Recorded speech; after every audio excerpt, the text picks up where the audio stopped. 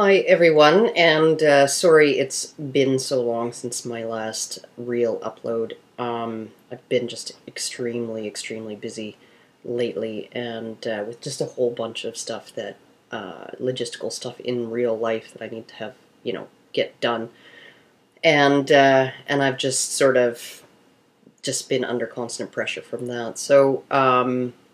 But I did promise a Voice for Men that I would upload a video asking people to please kindly donate to their fundraiser, and I'm gonna put the link in the low bar for that. They do this 4 times a year, and basically the website runs strictly on donations. So if you want them to keep producing good content, yeah, you're gonna have to cough up a little bit of money. And you can also set up a monthly amount that would automatically be debited from your PayPal account or what have you as well. So lots of options there, and I would actually really recommend that people donate. And you could also visit I think they have a Zazzle store where they sell merchandise, and that would probably help them a little bit too.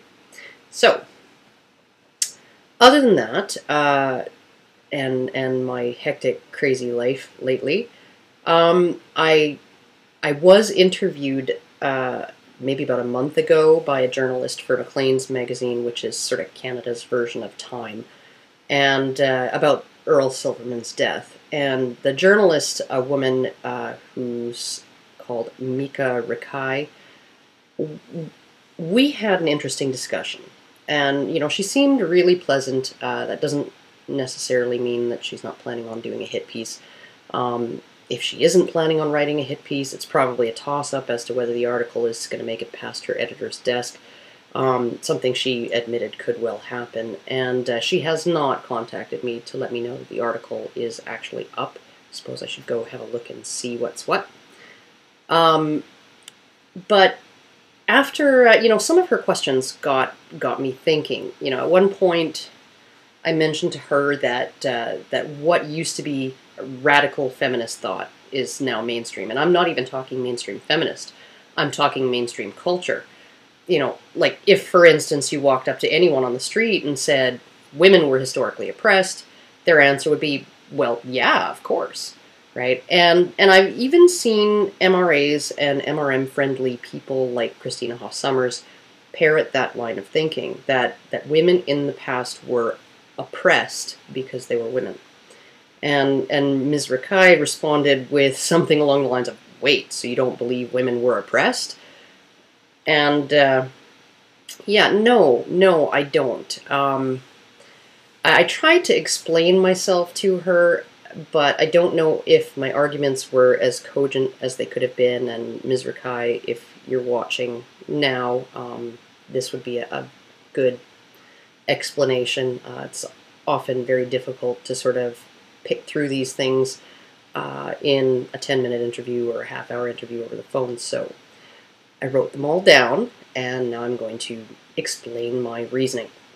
And I'm also going to explain my reasoning to my sister, who she has some bit of knowledge about military operations in Afghanistan, and has come across certain customs that exist in Afghanistan, specifically the local custom that when people seek medical care through free clinics run by the military or by NGOs, the tradition is men first, children second, women last. Now, I had asked my sister if she could come up with some reason other than, men are privileged, or because penis, to explain that custom. And she said, well, yeah, I suppose the reasoning for it is that if the man dies, the whole family is toast. That if the man gets too sick to work, the whole family suffers. And at the same time, she attributed that state of affairs to the fact that under Taliban rule and sort of the residual local custom, only men are allowed to work outside the home. That men, were in fact the only ones allowed to even leave the home unaccompanied. Now, one thing I did mention to the journalist, Ms. Rakai, was that the Taliban had been very, very clever in how they forced both genders into extremely restricted and regimented sets of roles and duties.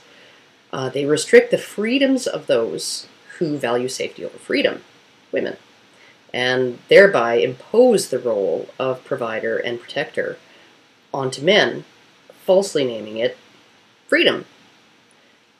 And so, if you have two people and one of them is ordered to stay home and you tell the other that he's free to go outside, well, what do you have? You got two people stuck in their roles, not just one. The second person's no more free to decide what he wants to do than the first one. There's only two of them. One's confined to the home, not allowed to work. Someone's got to go out and perform the tasks that require interaction with the world. Neither of these people are free. And one of them is at significantly greater day-to-day risk in a place like Afghanistan. Hint, it's not the one who stays indoors.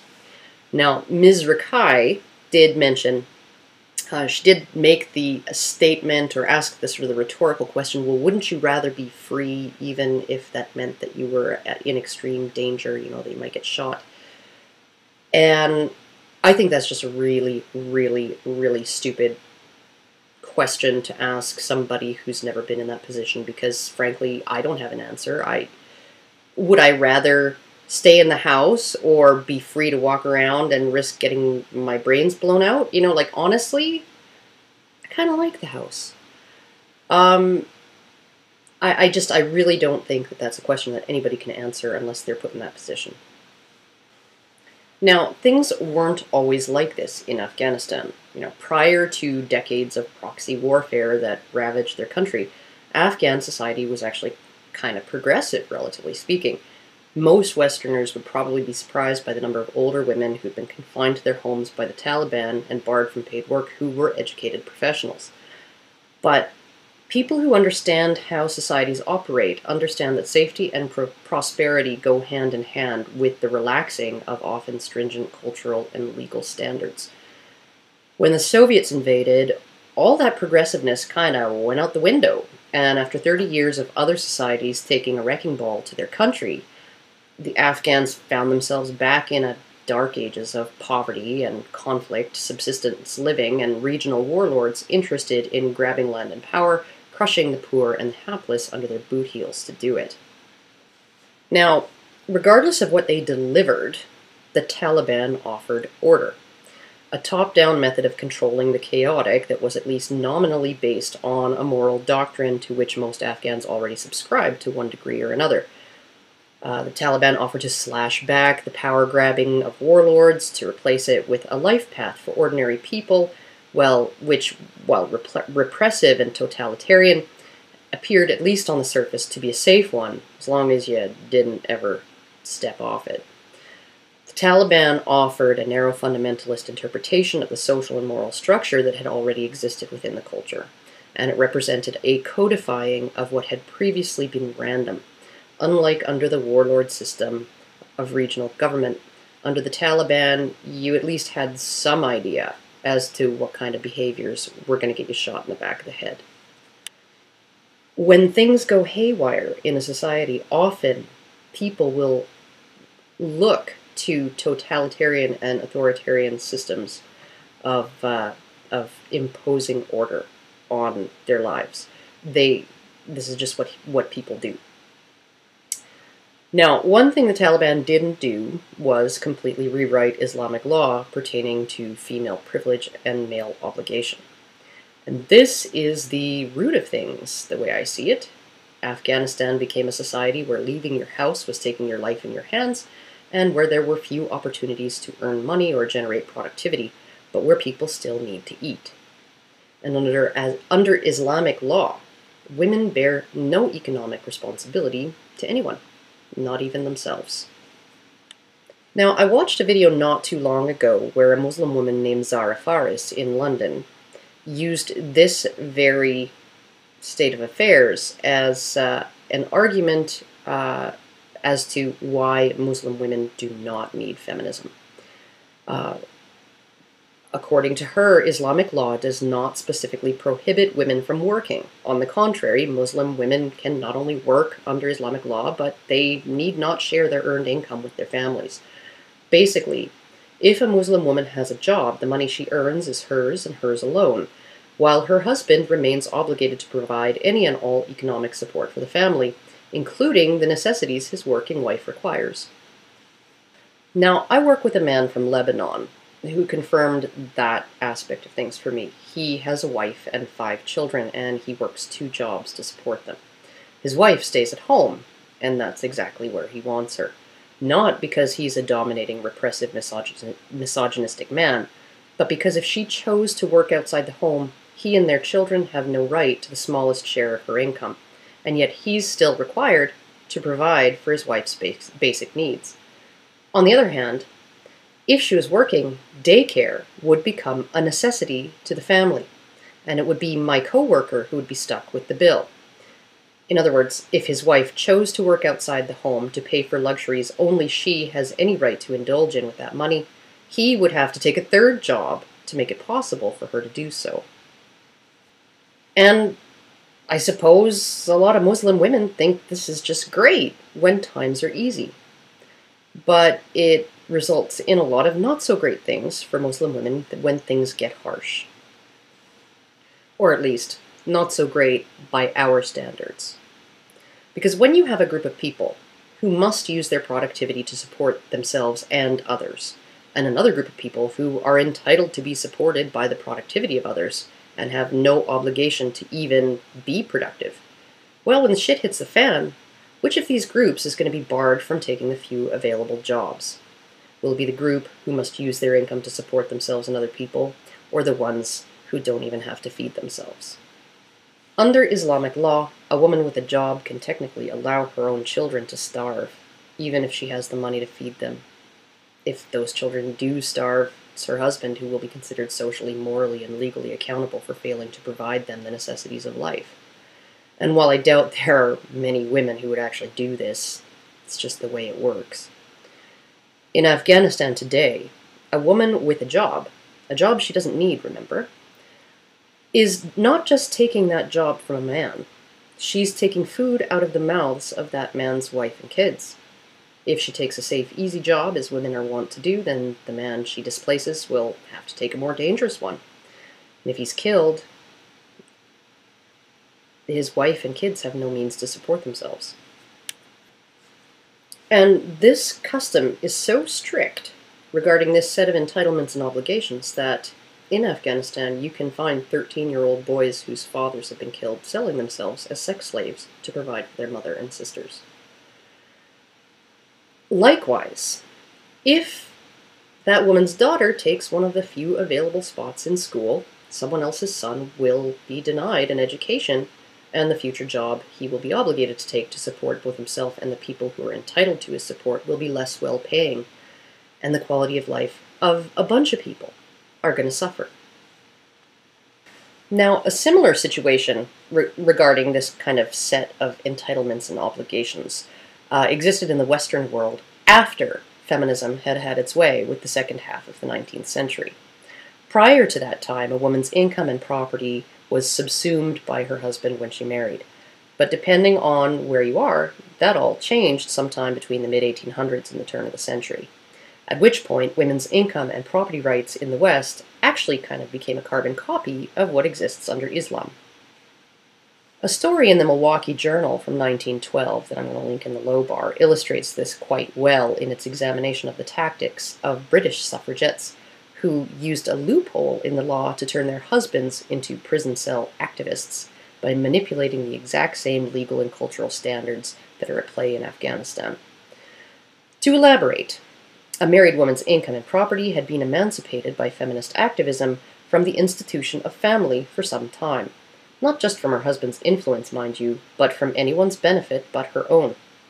However, her husband's patriarchal obligations to finance her necessities remained intact, and one of those necessities was actually the burden of taxation on her income. If she earned income, her husband and children had no right to touch it, but her husband, not her, was the person obligated to pay taxes on that income. If he had no means to pay it, after paying for all of the material necessities of the entire family, including his wife, it was he who would go to prison for tax evasion. Now, what I find amusing in all of this, since in the West these circumstances only emerged due to feminist activism, is that Islamic law had enshrined these particular ideals of women's liberation long before the Declaration of Sentiments was signed at Seneca Falls, or even before Mary Wollstonecraft's Vindication of the Rights of Women in the late 1700s. This is why the idea of male privilege is so fucking bogus. Privileges are entitlements. What men have had through history was not entitlement, because it was a necessary element of performing their obligations, a tool handed to them because it was needed by men in order to fulfill their legally, economically, and socially enforced obligations to women and children. Not because penis. See, there are these things called duties and things called rights. And to have a duty, it necessarily entails having a right. The rights granted people generally facilitate their ability to perform their duties. And if one has no such duties, the rights required to fulfill them are not only unnecessary, they might actually, in some situations, be detrimental to the ability of others to fulfill their duties to you. If you have a duty to be economically productive and utilize that productivity to provide for yourself and others, you must have a right to engage in activities that result in economic productivity. If you have a duty to make sure you and others have the material necessities of life, such as clothing, food, and shelter, you must have the right to determine that any money you have is spent on clothing, food, and shelter. If you have a duty to protect yourself and others, you must have the right to make decisions for yourself and those you protect, and a right to place yourself in danger. If you don't have those duties, you don't need the rights attached to them. In fact, you having those rights may actually interfere with the ability of others to provide you the entitlements you enjoy.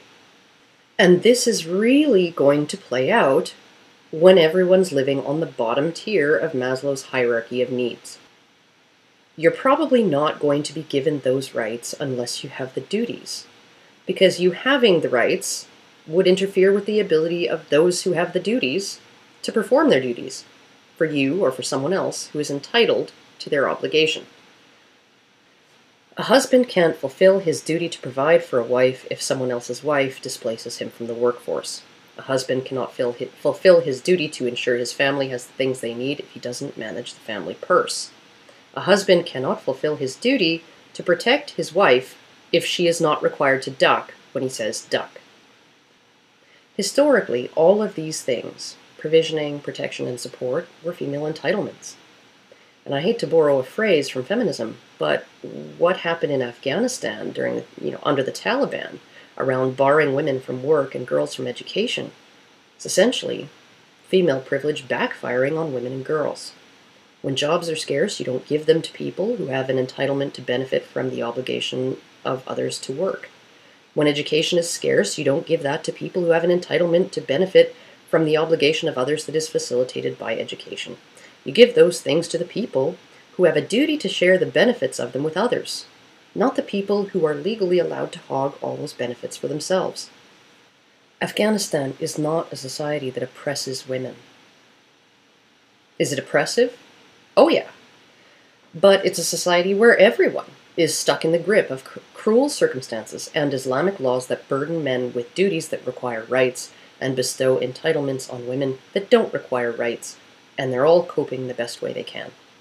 And the only way you're going to improve the situation for women and girls in Afghanistan, get them access to jobs outside the home or to educations and not have a huge backlash, is to remove the entitlement women have to the material support and protection of men, and thereby remove men's obligation to provide those things. Until you do that, you're just spinning your wheels.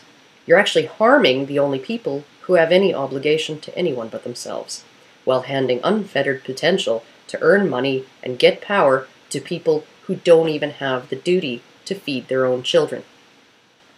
Another example of this idea of, female privilege backfiring And no, I don't actually consider it privilege in Afghanistan because it is reciprocated by female obligations to men. In China, not so much anymore. But the growing sex gap in births in China is a result of this kind of thing. Female fetuses are selected for abortion, female babies are often abandoned, drowned, or smothered, and feminists would have you believe that this is because men in China are privileged and arbitrarily overvalued, and women are hated and arbitrarily undervalued. But you can read any Chinese newspaper and come across articles about this elderly couple or that elderly couple suing their sons for not taking proper care of them in their old age. You never see any of them suing their daughters because their daughters have no obligation, legal or social, to take care of their parents. A girl's parents actually, arguably, have an obligation to take care of her if she doesn't get married and can't or refuses to support herself. For all of Mao's rhetoric about women holding up half the sky, he didn't seem to do anything to ensure that women did so when the sky was full of elderly people who needed economic support, did he? He liberated women by encouraging they exploit their economic productivity without holding them responsible even for themselves, and oddly enough kept men chained to their traditional non-egalitarian obligations. In China, today, you essentially have no social safety net to speak of, nothing much in the way of social security or pensions, no one but your son, really, to take care of you and make sure you don't starve when you're too old to work. And you have a policy that allows you to only have one child. What do you think is going to happen when those policies coincide? You know, when a one-child policy is coupled with a set of gendered duties and entitlements that mean a family who has a boy is potentially a two-child family, son and daughter-in-law, and one who has a girl is, in the best-case scenario, a no-child family. If feminists really cared about what's going on in China, what they do is agitate to burden women with a duty of care for their parents or emancipate men from said duty. That would probably even out the birth rate fairly quick. And I know this because there are families in China who want girls, who even favor them, because if they didn't, given this harsh economic incentive, families wouldn't be having girls much at all. But a lot of them do. And in rural areas where families can sometimes get away with having more than one child, they'll often have a girl as well as a boy. But you won't stop people from preferring boys under a one-child policy until you obligate girls to be as useful and exploitable to their families as boys are. You just won't. You especially won't if men's obligations make them useful to their parents, while women's entitlements make them a potential burden to those parents in old age. You certainly won't solve the problem by attributing it to male privilege and lack of equal rights for women, because that is not what's causing it. What's causing it is a lack of equal obligation for women. You can give women all the same rights as men, but if they don't have the same obligations as men, they won't be treated equally. And that inequality is going to emerge in extreme forms during extreme circumstances, like Afghanistan after 30 years of decimation, and China when people are only allowed one child, and circumstances are such that that one child will be either your lifeline or a pair of cement shoes when you're too old to work. Societies don't oppress women or privilege men. They do tend to treat men and women differently and exploit them in different ways. What feminism seems to be about is expanding women's rights without applying any obligations, and expanding women's entitlements while freeing them from the restrictions and obligations that used to be necessary on women's part for men to be able to fulfill them. They're about giving women the advantages of being a man without any of the costs, and about removing the costs of being a woman without giving up any of the advantages. When men got the vote, and for a long time prior to that actually, they were obligated to serve their countries if need be, through military conscription, and they were obligated to serve their communities through civil conscription, things like bucket brigades. When women got the vote, there was no reciprocal obligation placed on them. When men used to receive automatic custody after divorce, it was because they were solely obligated to support the children. When early feminists pushed through the tender years doctrine, that obligation did not shift onto women. Mothers got custody, but fathers were still required to provide material support. Incidentally, once this doctrine was in place, the divorce rate, which had been a constant for centuries, increased 15-fold in just 50 years. And that bill that was recently vetoed in Florida, that might have ended lifetime alimony if it had passed, one of the primary justifications in the media for that bill was that more women were finding themselves paying lifetime alimony to former partners due to mass male unemployment during the recession. And those women had just never expected that they'd have to, and they thought it was unfair. And by more women, I'm thinking probably 3% of all lifetime alimony payers in Florida. What do you know? Being treated like a man in every single way just ain't that great. Contrary to what feminists try to tell people, never has been. That bill was put forward because women don't like to be obligated the way men are, to pay their whole lives for the upkeep of a former spouse, and even a tiny percentage of them being forced to do it will get people to rethink a law that has obligated men for decades or even centuries. Hell, just dare to suggest that a woman who chooses to have a baby without the consent of the biological father should be solely financially responsible for that child, let alone that a woman who chose to leave her husband out of boredom and take the kids with her should finance her own decision. And you'll face vicious opposition from most feminists, even though that exact situation, getting the kids and the entire job of feeding them, is defined as historical male privilege and patriarchal oppression of women when it used to happen to men. Frankly, if women today were forced to bear a fraction of the burdens that were historically imposed on men, for which their greater rights were little more than the tools required to do the job, I think 99% of women would consider it a raw deal, and 99% of feminists would call it oppression of women. The fact that they'd see it that way just shows how privileged in many ways women have always been, and how shallow feminists' view of the world, past and present, actually is. So, feminists, I got an idea. How about you perform a little experiment? First, go to China and try to sell the idea of obligating daughters economically to their parents the way sons are. See if any of, those young women will jump at the opportunity to take care of shit like a man is expected to do. Next, go to Afghanistan and tell women they're allowed to do anything their husbands do. Work, get an education, even have custody of the children. Hell, tell them they can have all the best jobs. All they have to do is give up any and all entitlements to provision and protection, and any and all obligation on the part of the men in their lives, fathers, husbands, brothers, and sons, to help or support them. And let them know they'll have to single-handedly provide for the material needs of any children they have. You're on your own, honey. Girl power. Good luck. How many Afghan women does anyone think would take him up on it? When even in a middle-class London neighborhood, where she enjoys a set of rights similar to men's and would actually be capable of real economic independence, a Muslim woman can argue against feminism on the basis that Muslim women might have to give up codified female entitlements provided through male obligation.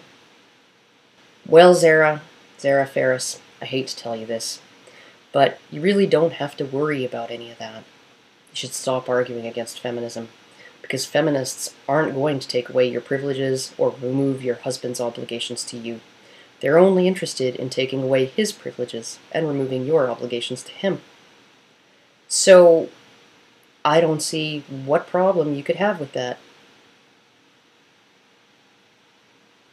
Well, unless you have something called principles and a sense of fairness and some other things that, most human beings should have, but that feminists don't. Anyhow, that is all I have to say about that for today, and I'm going to just remind everybody once again to donate to A Voice for Men and try and get their numbers up. And thank you so much again for coming through for Tom Maddie. I really appreciate that, and he was in tears practically at how quickly the support rolled in for him. And I'm waiting on tenterhooks to find out how his case is going. So thanks a bunch, and I will see you guys all later.